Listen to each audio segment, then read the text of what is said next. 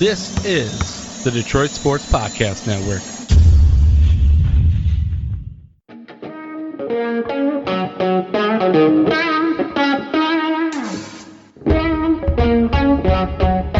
The biggest icon in podcasting.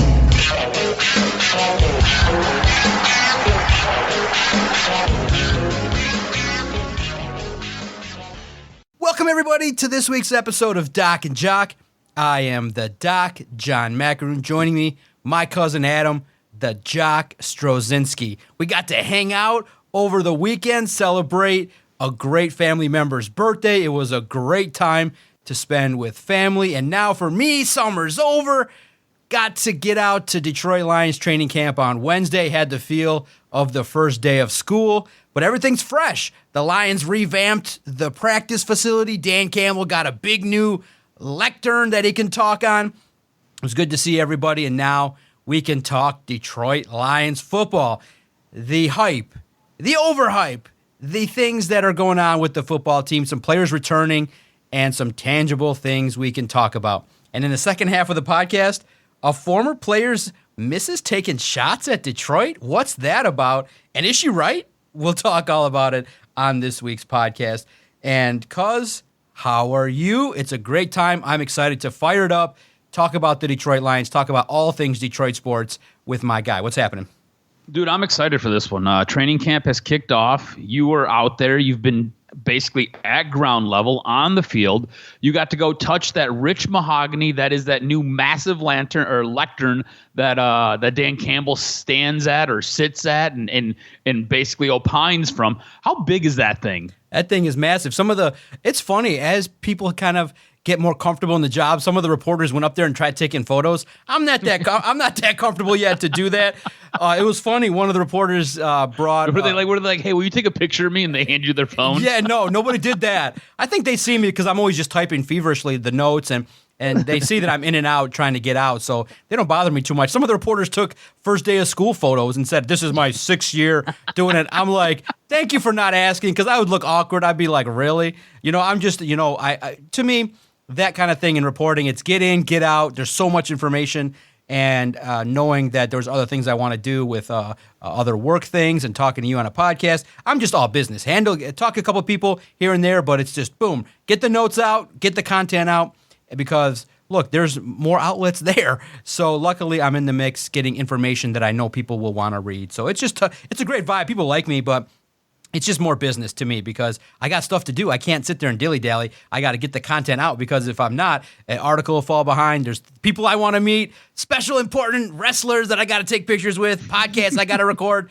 So I just get in and out. But it's a fun vibe. Look, cuz it's real. The lectern is big, and they upgraded. They kind of went from, from an apartment to a condo, but a nice condo, a luxury condo, and it's nice.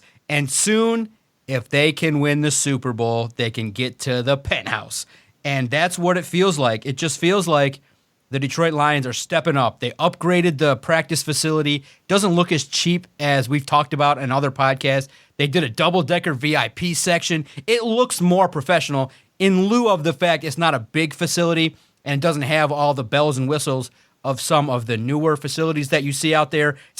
It's like a carnival, but like kind of one of the ones that's at the mall. You know what I mean? It's not like one of those supremely wild carnivals that has everything. You go there, you can see the players, and you can see practice really close. And that's just what it is. And to me, I think that the first thing you can recognize is that this football team, do you believe that this football team is a championship contender with Jared Goff? Because that's the biggest question mark. Yeah, there's going to be players that need to develop. Yeah, there's so many things on the defense. But the biggest question mark is, do you trust now? He's got the fat contract. Do you trust Jared Goff? That no matter what, look, kind of seemed like he turned the page last year a little bit more, took another step forward. But there's always going to be that question mark until he wins it. Can he win the big one? I think at this moment in time, right, you look at his resume as a Detroit Lion, and it's really impressive. It is very impressive what he's done since he's come here, since the Detroit Lions traded for him and brought him in, and they started to give him pieces. They started to build around him. They started to basically design plays that he has a ton of input on, and he knows how they're supposed to work.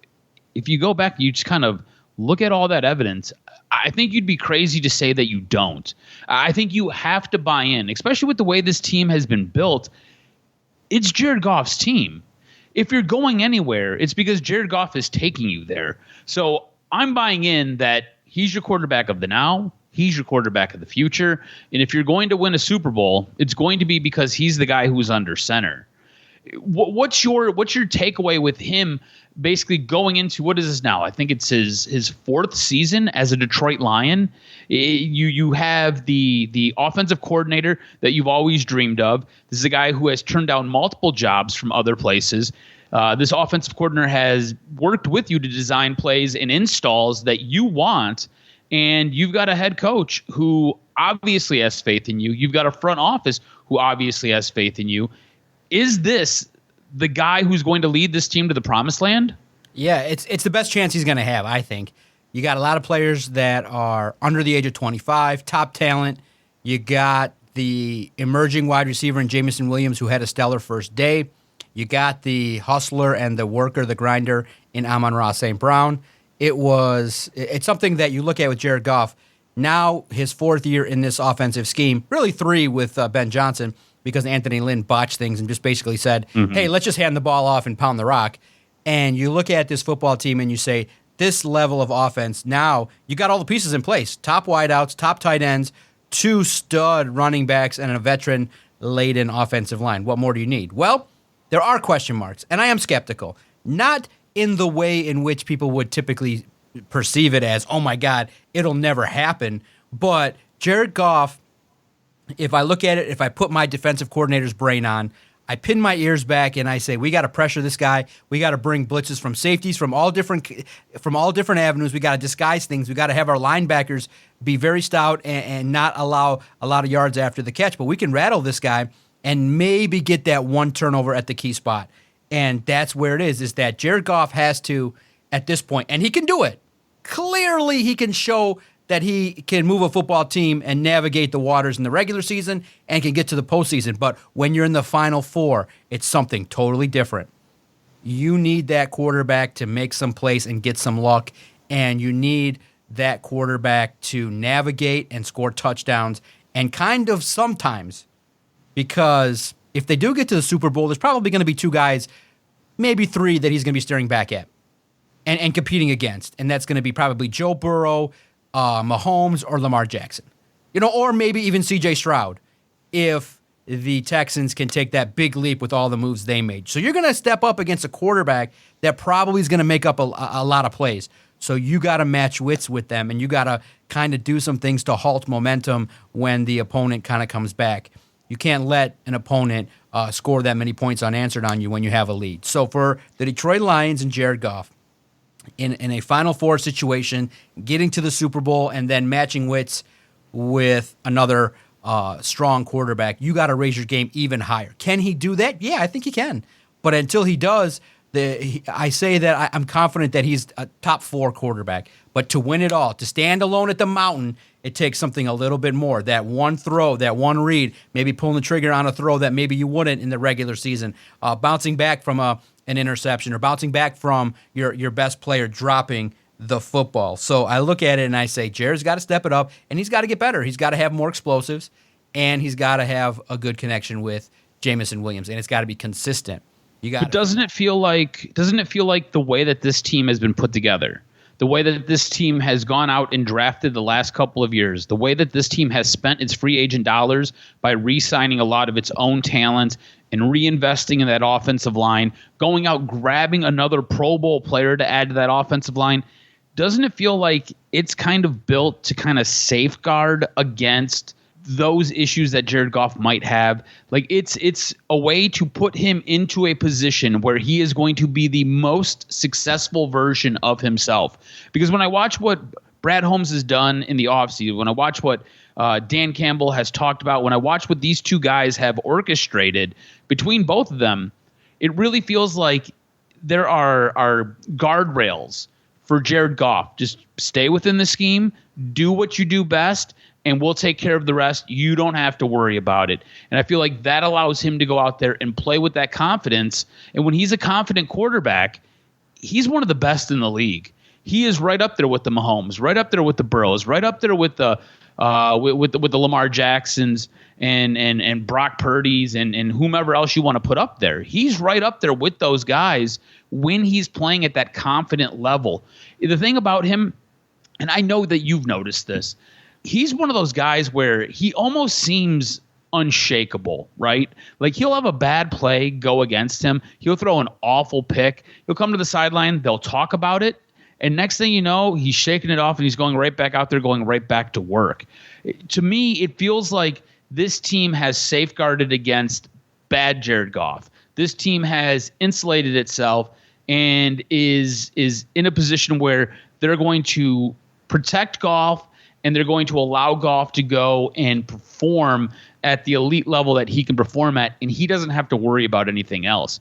Don't you think that what Brad Holmes and Dan Campbell have done in the offseason and with the coaching of this team and building of this team, it allows him to be that elite version of himself so he doesn't have to worry about doing all those other things and doesn't have to worry about being bad Jared Goff? Well, look, in the end, you're only as good as your last performance. And the last performance was a little bit shaky in the second half. Now, there were some throws that clearly weren't his fault, that were drops, but the offense stalled. And there were times where, you look at it and you say, look, Jared Goff has the pieces in place, but he's got to deliver the football. He's got to, when you have an NFC title game, and it's going to be probably against the Eagles or the 49ers, they're going to pin their ears back and they're going to come and get you. How do you make the throw? Do you score touchdowns? Do you score enough points? Do you get out to the lead at halftime, but then do you allow the momentum to swing, or do you punch it in and get that feel? Do you tell Dan Campbell, hey, take the points? Do you tell Dan Campbell, no, and execute on fourth down and get it to Amon-Ra St. Brown and don't throw it to Josh Reynolds, even if he is open? You say it's going to Amon-Ra or Jameson, or that's it. And basically what I'm saying is sometimes, for whatever reason, Eli Manning had those heroic throws in the Super Bowl. Tom Brady had those lucky moments as well. The luck factor and the experience as well. Basically, to kind of sometimes say, come hell or high water, I don't care in the face of pressure from anywhere, this team will score a bunch of points and will be unstoppable. He's done it before, but again, what does he kind of now in those big moments, what is he known for? 3 points in the Super Bowl. Not all his fault. Some throws were missed. And the situation was that Bill Belichick threw in a bunch of wrinkles that confused the shit out of the Rams and it stalled their offense. Same thing in these moments when you get up against the top teams, because you look for tendencies, but those tendencies go out the window. It's just basically like, can he, in the face of the highest pressure possible with the top defenses, because typically the teams that get to the NFC Championship and the Super Bowl have top-end defenses that force turnovers, that pressure a lot, that get home, that confuse the shit out of quarterbacks by doing different things, by having the ability to disguise. And DeMeco Ryans is on the level of, and maybe even surpassed, Saleh in terms of defense. They work together, and this guy is hungry. This year, take a B team and take it to be the Texans. Watch their defense, how opportunistic they are, how sneaky they are, how they bring the pressure from a variety of ways, how the defensive line can get home with a four-man front, and how they can just get after it. And now they added pieces? Oh, my God. You just look at that defense and see how the Lions are going to match up. They're going to match up in the regular season. So what I'm saying is that in those moments where you know what Jared Goff's about, he's got to take his game to the next level of a status where, hey, this is my game and nobody's going to prevent me from getting it. I think he can do it. But there's reason to believe, too, that, hey, don't just give Goff universal praise. Let's see what he can do now with all the weapons around. I think the confidence should be there, especially with some of these rookies that they got. Oh, my God. You look at it, Terrion Arnold, Ennis Rakestraw, Vaki, I think are going to make some serious impact right away. And I would be surprised if Terrion Arnold is not a starter day one. I think that the vibe is competitive. People understand that, hey, this is a championship-level team. They got to work.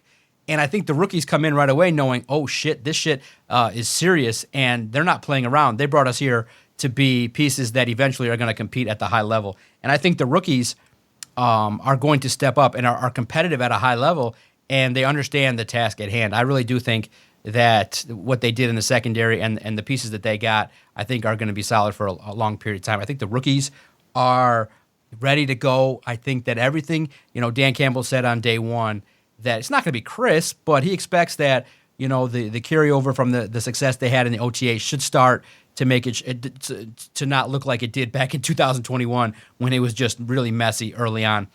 And this is basically the best way to put it is this looks like an NFL team that looks like a championship contender, and it's going to be fun to see. And now we got a chance to see also a returning player and just looking at it, what do you think of Emmanuel Moseley if he does stay healthy? Granted, we always got to say that. What do you think of him playing nickel? Because it's an opportunity now that he said that he got an opportunity. We got to see him being a little physical. And if he stays healthy, that's a great option with Amik Robertson and Brian Branch and Moseley at different spots when you need to match up against solid receivers. I like Moseley potentially if he's not going to get some reps on the outside in certain packages where he's the nickel. I thought that seeing that on day one was real intriguing, opens up a lot of possibilities if he can stay healthy. Yeah, I like that because he's rotational nickel, right? He's the third guy, or he's not going to be the guy who is being counted on to start in that position. And if other things happen and other guys go down, because it's the NFL, guys are hurt all the time, he can slide in, he can play corner, and he can be on the outside. This is a good way to keep him engaged. This is a good way to keep him in game shape. This is a good way to spell a guy like a Brian Branch or an Amik Robinson. This is a good way to get him involved in game plans and allow him to go out there and be physical. I like that. I think it's a good way to repurpose a player and give him a different outlet, because it's not guaranteed that he's going to be able to make the cut as the outside cornerbacks. That is now a position that is crazy deep. And look, injuries do happen. Guys are going to get banged up. There's a possibility that he'll be able to go over there and play. But I like him being repurposed and utilized in this defense in a different position. He can always go back to playing the outside. But here, you can play in the nickel, where we're going to rotate you with a guy like Brian Branch and Amik Robinson, and we're going to see what you can give us. And we're going to squeeze every little bit out of you. And I think that's the one thing that I really like about what Dan Campbell has done as a head coach and what I like that Aaron Glenn has done as a defensive coordinator. They squeeze all of the potential out of you. They're going to put you in some uncomfortable spots, and they're going to see if you're going to sink or swim. And if you swim, it's going to be great, and it's going to work out fantastically. And so I like this. Look, training camp's just getting underway. We've got a lot of time to see how he's going to excel, how he's going to succeed. And I think this gives him a possibility to get on the field more. He is a impactful player when he's healthy and when he's on the field. This just allows them to have another guy out there. This allows them to disguise some coverages. This gives them a little bit more versatility. And this is another player who can go out there and make plays. And I like that a lot. Earlier you were talking about a guy making plays very early on in training camp, and that was J-Mo. What have you seen from J-Mo early in camp that has you impressed? Yeah, it's interesting. When someone comes in at 21, it's just the nature of the beast. It's the law of, hey, we can't wait. We got to see it right now. We got to see the production, why this team invested a first-round pick in him, why they did this, and why they chose him. And sometimes you realize, wow, 2-3 years of working out, the difference between a individual that has spent some time in the gym as a professional than when they come into the league. J-Mo's now 23, and he spent now 3 years working on his body, and he looks it. He looks stronger, more fluid. And best way to put it is you can see the raw talent, which was bursting on the scene 3 years ago, which was speed. Then, unfortunately, you just didn't get a chance to see him enough because he was coming back from injury, which the Lions always kind of, and we have to get used to it because the NFL doesn't do it too much. They like to redshirt their people, bring them along slowly. So that first year basically is a wash. Second year, we get that taste again and we're all hungry for it. The cake is put on the table and then yanked away because of the suspension. So you're like, wait a minute, you could smell the cake and how delicious that chocolate is. You could almost get the fork ready. You're starting to be like, whoa, I want this. I want to experience it. Oh, you only got a portion of it. It's like you wanted the second slice and you couldn't. They took it away and said, no more for you. And now you realize, wait a minute, this offense with a player of that caliber who looks a little bit faster, more fluid, basically it's like, okay, no more is he questioning where he's got to be. He's got to be at this spot. He looks like he's getting to the spot faster, confidently, and with more experience, he looks like he understands the job. And that's all you can ask for because, look, it's not easy. That certain talent will make it look easy with their explosiveness, but Ben Johnson's offense is legit crazy. Like, you got to understand what kind of pressure is being brought from the defense, and then you got to adjust your route tree based on what you're seeing defensively. And if you're wrong, if Jared Goff needs you to be at 7 yards and the ball's coming and you're at 6, it's going to mess up the play. This is a timing-based offense. And when I say timing, I mean like, boom, if he's not in his break by yard 6, the ball is going to be in a different spot than it needs to be, and it's going to be an incompletion.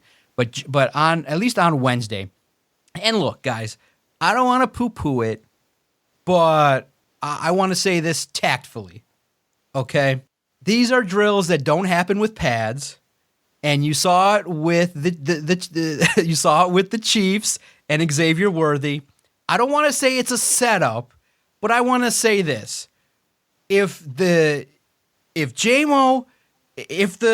play would have called for, if you let J-Mo get past you, you're getting fired, that play doesn't look as open as he is. Yes, he's talented. Yes, he's fast, but they're not going full speed. It's not do or die rep.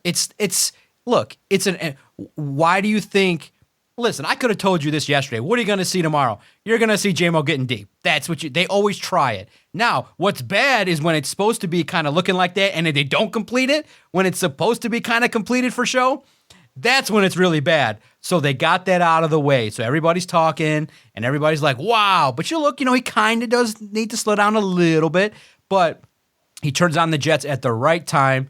And look, the corners aren't going full speed. They're not pressing them. They're not trying to they're not trying to push him off the line. There's no pads. So I love the footage. We like to talk about it. But I'll say this. Outside of the entertainment of the business, and you all know what I'm talking about, you see they have a social media team at the Lions. They post the video and the highlights right away. So go look at it. But the way I want to describe it is that from a physical standpoint, he looks stronger. He looks like an individual that has put in the work to understand where he needs to be on every single play. And that's what's going to help him develop that connection with Jared Goff. And I think that's a good thing. It's a good sign. But again, there's always moments like, oh, he ate something that didn't agree with him.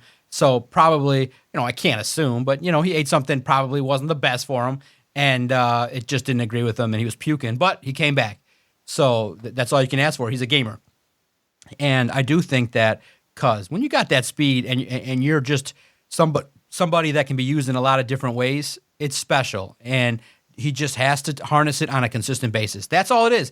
And I think this year you'll see it. I think there'll be times where he makes mistakes or he gets out of sync or, maybe celebrates a first down too early or celebrates a first down when the team's down 7. That's just who he is. But I'm confident that this guy can live up to the task because he's got the carrot dangled in front of him. Dan Campbell said, we expect you to be number 2. And when you got Amon-Ra, Gibbs, and Laporta fighting to take reps away from you, you got to handle business. Are you confident in J-Mo? Do you think that you could be comfortable giving him maybe, let's say, 85 catches, 800 yards, and 7-8 touchdowns? Could you put that stat line on him this year? Are you comfortable with J-Mo kind of taking that step and basically replacing a vet that was basically a first down machine in Josh Reynolds? I think you need him to do that. I don't know if I'm comfortable with it because I haven't seen it yet. But at this moment in time, you need him to be that guy. He's got to be your second wide receiver. He's got to be that explosive player who's going to be able to draw coverage away from a guy like Amon-Ra St. Brown, draw coverage away from a Sam Laporta or a Gibbs, and allow these guys to run a little bit more free. You have to realize this guy is a bit of a game changer. He's so fast. He's so elusive. He is a guy that you have to constantly account for. The thing is, he's got to earn the right to get the football. And I think that's what we haven't seen. I'm going to need that stat line to be on him. I'm going to need him to be an integral part of this offense because I need everybody else to perform. And he's a guy who can allow those guys to perform. And he's the guy who himself can flip a game upside down on its head. And you've seen that the way that they tried to devise and game plan ways to get him the ball last season. They did it in the NFC Championship game. There were countless games throughout the course of the regular season where they were devising ways to get the ball into his hands because once he has it, he can completely flip the script on you. And he can take a play that's going to be a 2-yard loss and turn it into a 60-yard gain and score a touchdown. So they've got to figure out ways to get him more involved in the offense, and he has to be a guy that basically allows the coaches to do that. He's got to go out there and he's got to show it and he's got to earn it. I think you're going to see that during training camp. I think you'll see that early in the season as well. So when we get into that back half of the season, when you're going up against a team like the 49ers, there's going to be a little bit of retribution on the line, and he's going to go out there and he's going to get it. I think he takes that step this season, but again, he needs to earn it, and we've got to see it from him, and I think he'll end up doing it. So I think going into this season, he's probably the guy where it's most important that he takes that next step in his development and he becomes that player that we need him to be. This is not one of those seasons where he could just kind of come in and he's like, all right, well, we'll kind of figure it out as the season goes along. No. You got to come in. You got to know everything. Like, you've got to show up and you've got to be able to take this bull by the horns. Who do you think is that guy who this team needs to see that development from? This team needs to take that next step forward. Is it simply J-Mo or is it somebody else? Offensively, yeah, J-Mo, clearly. Defensively, I think that you look at top end, and this team goes offensively how J-Mo and Goff go, and defensively, Aiden Hutchinson had solid day one. He looked, he was ready to go, and he was pushing, and he was in the backfield in 3 straight reps that he would have disrupted the play significantly and would have probably earned sacks, and he blew up a route in which a running back was supposed to kind of chip him and take him out of the play, and I think it was Craig Reynolds got there a little bit late. Look, it's still day one. It's still early, but Aiden Hutchinson, I think you want him to go from good to great.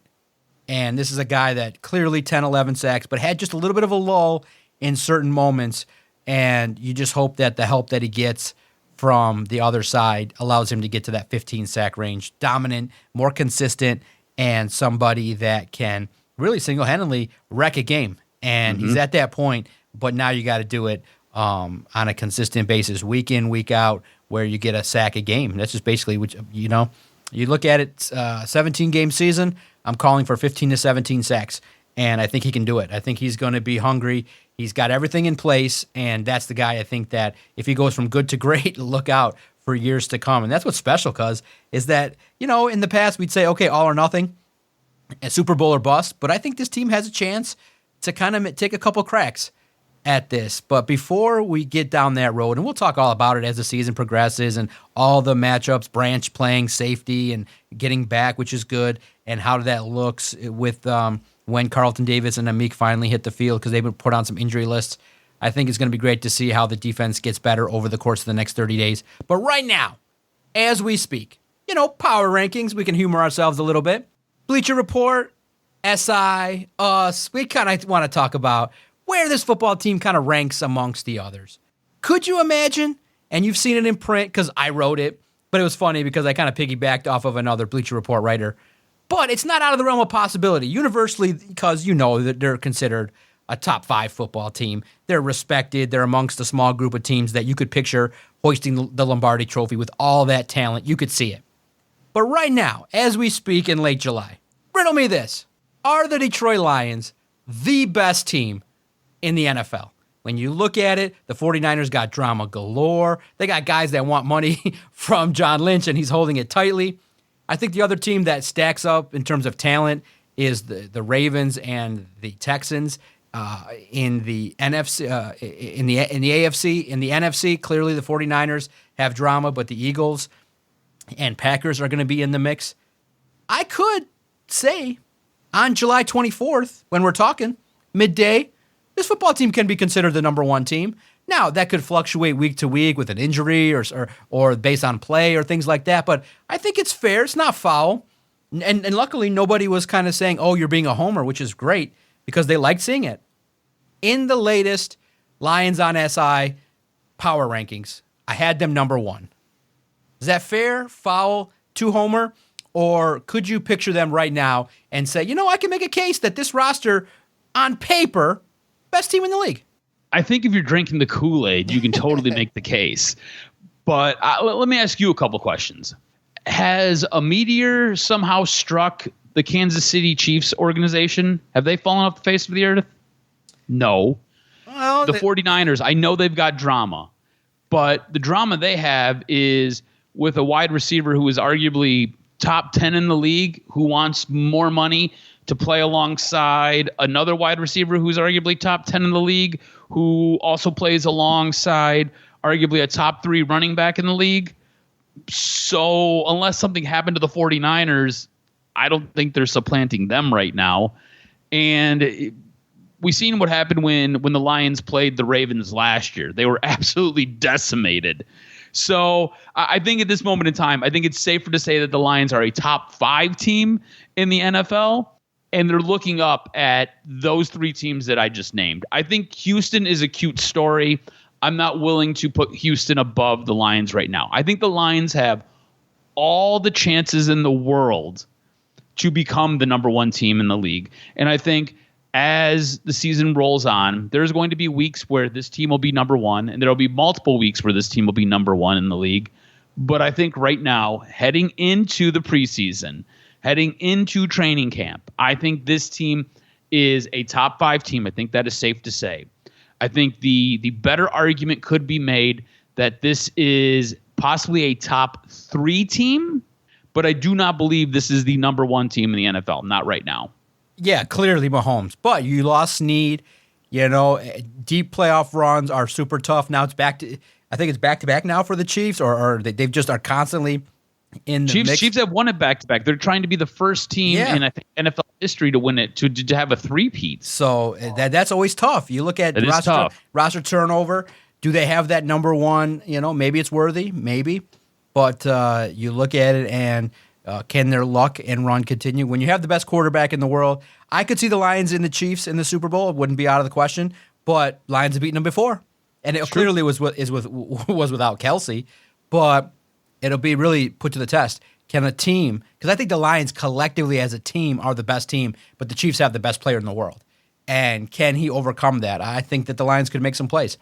And again, that's if Jared Goff rises to that level of punches back, you got a chance. I think it's fair to say, because here's why.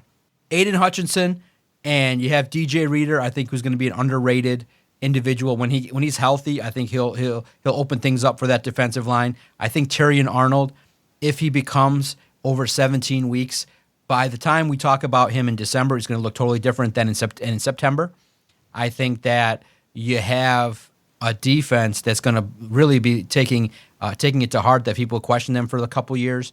Jack Campbell, probably his development will be key as well. Maybe outside of Aiden, to your point, another player is Jack Campbell. If he can be that Mike linebacker that's the leader and does things in coverage and is fluid, man, and he could be that thumper. Look out with Anzalone and Derek Barnes, another year in development. And then you got safeties, a trio of Branch, Iffy, and Kirby Joseph that are just around the football and physical. So I think on paper, they're in the discussion. Yeah, I think it's probably foul that they're the number one team in a power ranking, but they're in the mix. I think the fairest number is 2 or 3. That makes sense. I can take that. But it was good to see in print. I looked at it and I did chuckle. I can say that, I did say, well, there's arguments to be made that they're not the best team, but there's several arguments that they are. And part of that, too, is we still haven't even talked about Sam Laporta, who George Kittle is just raving about him, says, hey, you're going to set the standard, top 100 player now in his second year. I think a guy that, just picture it. Imagine this. Imagine a combination of George Kittle, Travis Kelce, and supremely talented and can catch the ball. You could be looking at the next Gronkowski, Kelce, Kittle, consistent player, 100 catches, the guy that's just need a catch, boom. They can't stop it. It can be Sam Laporta. There can be all-world players on this Lions football team. J-Mo could be all-world. He could enter into that Jamar Chase conversation, that Justin Jefferson conversation, where he's just unstoppable, that they give him the ball and look out. So just look out and see. Jahmyr Gibbs, basically there's a lot of potential that this football team has to have some really good players to help this team make the case that they're the best. So we'll see. I have them, and probably it is to kind of maybe metaphorically say that I started the year at number one with this football team, and then they finished the year number one. You're just trying to get ahead of it. Get ahead of the curve. And, listen, I'm not going to lie. We've talked about it and joke around. Part of it is this is hype season, so I can't put out a lot of doubt because everybody's like, oh, J-Mo's this and Goff is that. You can't really do that because the audience doesn't really want to read that. They just want to read that J-Mo's the shit and he's awesome and Goff's the man and there's no weaknesses in his game and the Lions are number one in the power rankings. So is there a little bit of wrestling hyperbole to it? It's a little bit of promo type action, but I can make arguments for it. So, that's just kind of how I say it. I believe it, but at the same time, I can trust Adam's argument to say, Doc, you kind of maybe here threw one for the fans there and maybe take a look at some of the other teams more diligently than what you have been because it's a quarterback league. And if you don't have the single best quarterback, what do you really have? And that's a fair argument, and that's why I always enjoy debating Adam and keeping it fair and balanced. Because one person's not as big a fan of Detroit as the rest of us are, as we had. You saw it, I saw it. Now, to me, it was kind of a nothing burger. I thought about writing it. I said, could I write a headline, X player's significant other trashes Detroit? And I said, that's just kind of beyond, because of the fact that Tracy Walker's significant other, he's no longer on the team. And I just felt like, you know what? It's just kind of long of a headline. And we were right in the middle of hype season. And I just said, you know what? It might have been worth a tweet, but others beat me to it. And I said to myself, you know what? I'm going to set a standard for this particular topic. And I'm going to just say that I didn't touch it. I didn't broach it because it isn't true. And really, in the end, if it was a Detroiter, you take it more to heart. But I've never been an individual, me personally. Yeah, you say, hey, let's put the best foot forward for the city and let's let everybody see the best parts of the city and everything like that. But in the end, you can't make people love Detroit.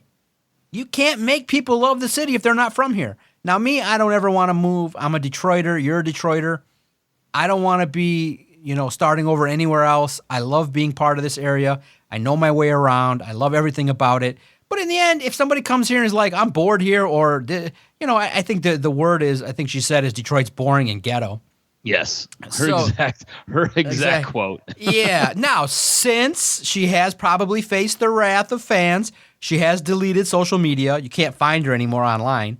So I just think that sometimes people speak out of emotions. They say things. And look, if you're in the wrong spot, you can probably find anywhere parts of any metropolitan major city that are real rough that you and I are not going to go.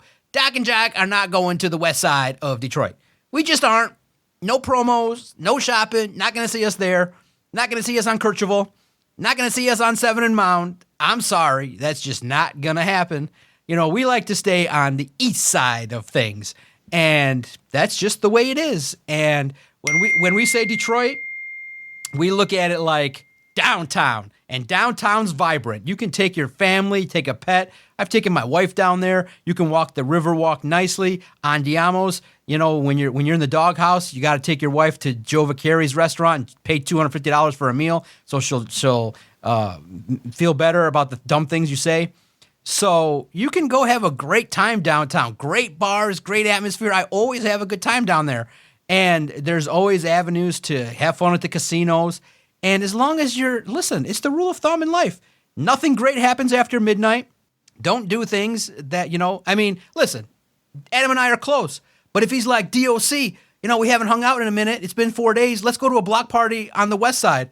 I'm going to be like, motherfucker, I ain't going on the west side. I ain't going to no block party at 3 a.m. I'm sorry, because it's going to be rat-tat-tat-tat-tat-tat, and we ain't doing that. So that's just the way it is. And so I will deny the invitation. I'll look at it and be like, I'm not going to no block parties in the west side of Detroit. I'm sorry. It's just the way it is.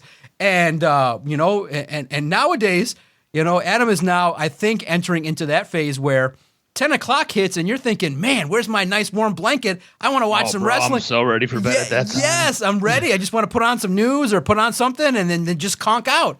So that's the way it is. Look, long story short, I don't give a shit. People that talk bad about Detroit, they don't understand. They don't get the joy of it. Listen, you're always going to have more attachment from being here. And I think that that's just the case. And listen, if you don't want to put in the effort to learn about Detroit, all I got to say is this. NFL draft, baby. Millions came here and they loved it. And they said, hey, Detroit can smoke with the best of them. And we had a good time. And I just think that it was a situation in which, someone spouted off. And it's funny to read, but it's nothing burger to me. What'd you make of it? And did you laugh or did you say, man, it's kind of how it always is. You take shots when you're no longer part of the city. I seen it and I was like, what? I was like, why would she do that? And then I was like, wait, is Tracy Walker even part of this team anymore? And then I had to go and look to make sure he wasn't part of this team because it had me second guessing stuff for a quick second. When there's a transaction that takes place and you're kind of like, oh, well, that's weird and kind of sucks. And then you just kind of forget about it.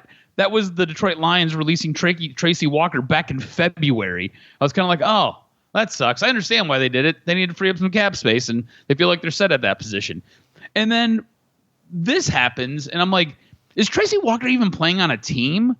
I don't know why this is even anything. This should be like you said, a nothing burger because Tracy Walker's not even picked up by anybody. And who the hell is she? If you didn't like it here, go on, get. We don't want you anyways. And look, I'm not saying that she was completely wrong because there are parts of Detroit that are boring and parts of Detroit that are incredibly ghetto. But you know what? This area has this lovable underdog gruffness to it that is endearing. And if you're from here, it makes you who you are and you love it. And you can't say shit about us, but we can talk shit about ourselves. And that's just kind of how it goes. So I just think she needs to keep Detroit out of her mouth at this point. And I guess to answer your question, I was kind of like, wait, what? Why the hell is she spouting off? And then I was just kind of like, she's just angry that her husband ain't got a team to play on. That's all it is. And I just let it go. She's just angry. She's bitter. She's a bitter old woman. That's all. Yeah, and clearly the reason why Walker's not in the league, unfortunately, injuries slowed him down significantly, and it's a speed game in the secondary, and that's what sucks about leg injuries. So maybe Jerry Jacobs gets another chance with another team, maybe with Jacksonville, okay. But long shot. So it's just look, drastic upgrade when you look at it. So this secondary has been revitalized. It's going to look completely different. You are going to have guys who are going to be warming your bench that could be starting for other teams. Let that sink in. You want to talk about depth? This secondary has been completely revamped, and it's going to be so much better the longer we get into the season. Look, there's going to be some rough spots. I'm telling you right now. There's going to be some rough spots. There's going to be some shows where you and I come on here, and we're going to be like, what the hell was Terrion Arnold doing? What was Rakeshaw doing? What was Robinson doing? What was Davis doing? Why were they watching receiver X blow by them? What was going on there? But by the time we get to week 13, 14, 15, 16, 17, you brought it up, week 18 and 19, when this team's in the playoffs and they're making noise, this secondary is going to look so much better. And dare I say, I believe the secondary could become a huge strength of this team. Ooh, I like it. So before we hit on the final topic with the Tigers and putting our stamp on it, because it's approaching quickly, the trade deadline, we put out at Detroit Lions on SI 5 reasons to be hopeful. And we've talked about a lot of them on podcasts and clearly over the course of training camp. But we also, to be fair and balanced, as we always do, 5 reasons to worry ahead of the Lions season. And tell me which one maybe panics you the most, or if they were valid from our writer, Christian Buher. NFC North improvements. Clearly the Packers got better, and the Bears have Roma Dunze and Caleb Williams setting up an offense that's going to be pretty legit. The difficult schedule. Clearly the first place schedule facing teams in the divisions that are pretty solid also is going to pose a test. Like we talked about in this podcast, the pass defense concerns. The Lions' pass defense was one of the league's worst the last couple years, and now they have an overhaul. How quickly do they gel? History, unfortunately, it says that it is tough for teams to reach the Super Bowl the year after losing in the NFC title game. The 49ers did it last year, becoming the first team to do it since 2011. So history is not on the side of the Lions repeating and getting it at that far or beyond. And then finally, injury concerns. Clearly, depth along the offensive line. You have a bunch of guys like Davenport, Reeder, Mosley that could be solid pieces but are coming off of injury. Brian Branch, Ennis Rakestraw kind of been dealing, nicked up a little bit here and there. Of those 5, do they all concern you? None of them? Any one of those give you worry as the Lions head into the 2024 season? It was there were 2 of them. I believe it was the Green Bay getting better. Yes. So the division getting better. Green Bay and Chicago have to give you cause for pause. Green Bay at the end of last season was you the year before, where you started figuring it out, and all of a sudden you got hot, you got on a roll. Green Bay got in the playoffs, and they were one stop away from facing you in the NFC Championship game. So, Green Bay is going to be good. Do not sleep on Green Bay. Also, Chicago, they had a ton of cap space. They had a ton of money to go out in free agency and sign guys. They've been retweaking and overhauling that roster since the middle of last season when they were making trades and extending guys. You add on to that, they've drafted a new quarterback. They've added a bunch of pieces. This team looks like it has revamped its entire roster, and it looks like skill-wise, it's going to be 10 times better than it was last year. So your division has gotten much more difficult. And then you factor in the schedule. Last year, you played an easier schedule. This year, you're going to play one of the hardest schedules. So it's not going to be as simple for you to come by wins. It's not going to be as simple for you to win 12 games. It's not going to be as simple for you to go out and run roughshod and dominate and basically for us to get into week 15, week 16, and you've got the division wrapped up and you're looking ahead to the playoffs. It's not going to be that easy this year. This year is going to be much more of a challenge. It's going to be a test of the coaching staff and the mental ability of this team to get by any of those hurdles and any of those lulls to stay fully engaged for all 18 weeks of this season.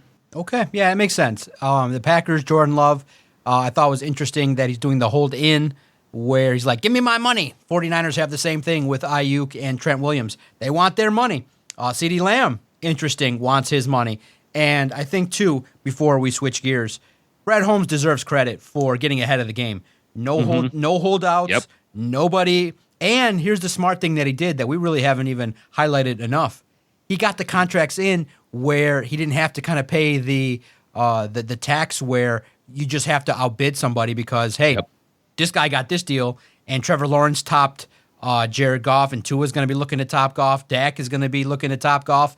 So you look at it and you say, you know what, the deals were pretty fair. And it set the market, but not to the point where you look at it just a couple days later, other guys are getting better deals. So you look at it, that just always can help you. So I think what people's responses were that were funny when I posted the story about Jordan Love and how Jared Goff's contract kind of has impacted Jordan Love. People said, "Yeah, pay Jordan Love $70 million. Let's just wreck their cap. Let's and then the football minds were like 8 months of good work, and they want to pay him. You got to pay quarterbacks. They want $50 million, and they're not taking less. And Stafford was like, wait a minute, I want more guarantees. I signed early. I'm only making 30, and I want more guarantees and assurances. And Tua's showing up, but he ain't happy. And you realize that these quarterbacks are like, look at Goff, 53, baby. That's the starting point. So good for Brad Holmes to get this done. No drama, just really football stuff, football reasons to start 2024. And it's the best thing. Incredibly smart in a move that was low-key so far advanced with what he did by just going out, taking care of business, signing guys ahead of time, factoring all this in with his cap space, knowing how much money he was going to have. So when free agency rolled around, he knew what he could kind of play with.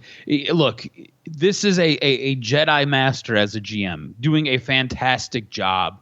And this right here is another sign of him just being ahead of the curve and taking care of business. No doubt. All right, real fast. It kind of has the feel that Scott Harris is not going to trade. I think I'd be shocked at this point if a blockbuster deal that gets you what you need for the Tigers. It just kind of feels like they're listening, but it feels like kind of, you kind of wish you got a peek like you do for the Giants, kind of hearing the offers. And probably Scott Harris right now is asking for the world, but I just don't see it. I just think that the value that you have in having Tariq Skubal under control for what you're paying him is so good that prospects, I think, are not valued as much in trades from the Tigers at this point in their development. They want the draft. They want to have select opportunities to get guys when the season ends, and that's that. And I think maybe the Flaherty deal is more likely, but I would be shocked if the Tigers indeed end up trading Tariq Skubal because he's such a dominant figure. You just saw his latest performance that was out of this world special. Yeah, look, I think, too, what you have to factor in is this is a young general manager who had a disastrous trade deadline last season. I don't think he's trading Tariq Skubal either, and that's because he's afraid of possibly making a move that could blow up in his face. And if he does that, his time as GM will be on a very short clock. So I think in a move of self-preservation, he's not going to trade Skubal. That being said, I think there's going to be moves that are going to be made. I don't think this team is going to be a buyer. I think this team's going to sell. I think when you look at this pitching staff right now, they are so banged up. Basically, they got two starters. It's Skubal and it's Flaherty. And then after that, you're having bullpen days and you're moving guys up, moving guys down, moving guys all around. Everybody else is banged up and beat up. I don't think this roster from an offensive standpoint is as potent as you need it to be to make some waves in the playoffs. So why would you go out and why would you buy? Why would you trade some of those future assets away? That being said, I think Flaherty's a guy who you're going to move. You're going to trade him away. You're going to try to get something back in return. This guy has had a revitalizing season. He has impacted and adjusted his net gain so much this year. He is such a better pitcher, and he's in such a better place this year compared to where he was at last year. This guy is going to bring you something. I don't know what, but it's going to bring you something. I think Scott Harris moves him, and it might be in a couple of other small pieces here or there. But I think that'll be the big move that the Tigers make. I think they'll be looking to add a couple of position players. I think if you can shore up either third base, shortstop, maybe even first base, a couple infield positions, I think you can go into free agency next year and try to add a couple of pitchers. You can try to round out the rest of this roster.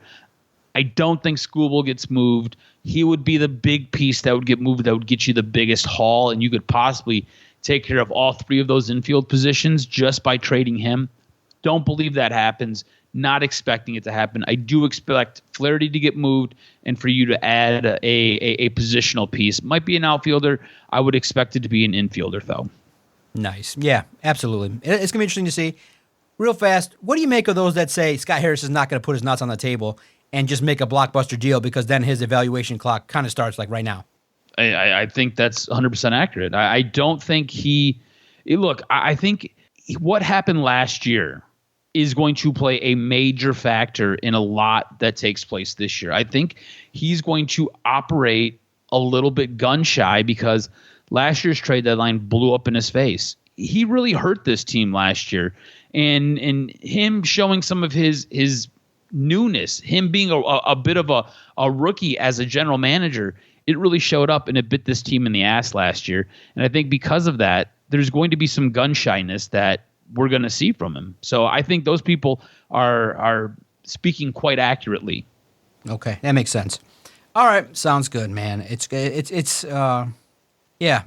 has the feel of a situation in which a general manager is taking it easy, being cautious, and trying to build in the way in which he's been allowed to do. And that's just what's going on. So we'll see how it plays out moving forward.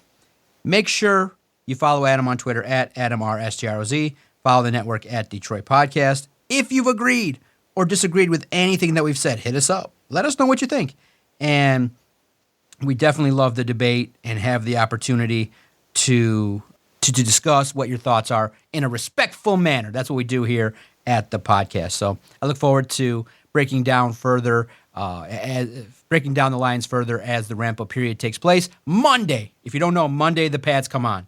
So it's initial ramp-up period, and just as we're leaving, the first day of practice, Carlton Davis, Peoples-Jones, and Meek Robertson-Smith were put on injury lists. Well, as we sign off, they have now been taken off those lists. So on Thursday, when you hear this, those guys most likely will be back at practice. So it might be just something, in their system, in their physical, allowed them to miss just one day of training camp. So it's all good, man. It's starting to just take shape, and we're going to get a chance to see the Detroit Lions in full as they start to progress over the next 30 days. For the Jock, Adam Swarzinski, I'm the Doc, John McEnroe. Doc and Jock has come to a close. You fucking podcasters. I said don't let them in here.